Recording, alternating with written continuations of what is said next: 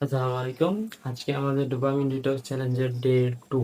আজকে আমি ঘুম থেকে উঠা যাই প্রায় 3টা 20-এর দিকে এবং তারপরে 2 ঘন্টা পড়ালেখা করি। এরপরে আজান দেওয়াতে মসজিদে চলে যাই।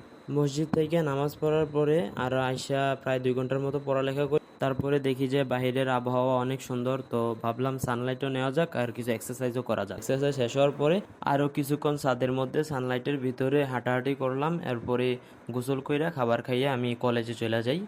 কলেজ থেকে বাসায় আসি প্রায় 5টার দিকে। তারপরে খাবার এবং নামাজের পরে আমি পড়ায় বসতে বসতে 8টা বাইজা যায়। প্রায় 3 ঘন্টা 3.5 ঘন্টার মতো পড়া আমি তাড়াতাড়ি ঘুমাই যাই। আজকের স্ক্রিন টাইম ছিল আমার প্রায় 3.5 hour and without any reels. এই 3.5 আওয়ার শুধুমাত্র আমার ক্যাপকাটে এডিটিং করার এবং ক্যামেরার ভিতরে চলে গেছিলো, এবং ইউটিউবে আমি একটা লেকচার নিয়েছিলাম। এই 3.5 আওয়ার ওইটার ভিতরে যায়। অ্যান্ড পড়ালেখার ভিতরে পড়ালেখা করছি প্রায় 7 আওয়ারের মতো, কলেজ বাদে।